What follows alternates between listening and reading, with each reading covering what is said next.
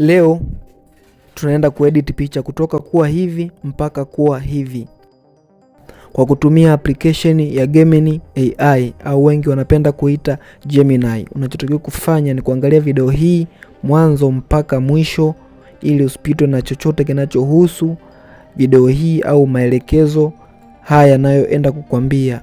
Unachotakiwa kufanya, hatua ya kwanza ni kuingia Play Store. Baada ya kuingia Play Store, nenda ka download Gemini AI. Nisha download, kisha utaifungua. Baada ya hapo utasign kwenye email yako, kisha utaenda sehemu ya alama ya ongeza, na baada ya hapo utachagua gallery,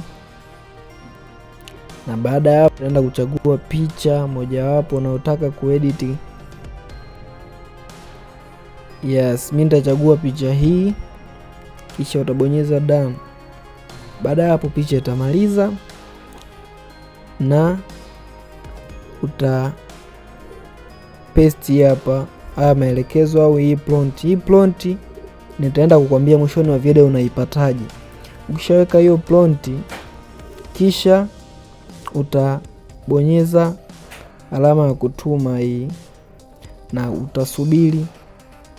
Baada ya muda kidogo, nimesema nitaenda kukwambia prompt hii naenda kuiweka wapi mwishoni mwa video. Kwa hiyo angalia video hii mwanzo hadi mwisho, afu nitaenda kukwambia hii prompt utaikuta wapi. Utasubiri baada ya muda kidogo, hapa itaendelea kutengeneza picha. Yes, nadhani kama unavyoona hapa imemaliza kutengeneza picha. Picha imetoka clean, safi kabisa.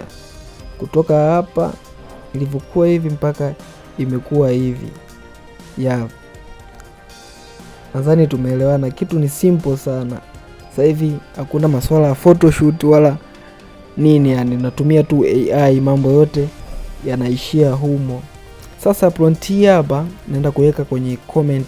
Ukiangalia hapo kwenye maelezo kwenye comment hapo utaikuta prompt hii.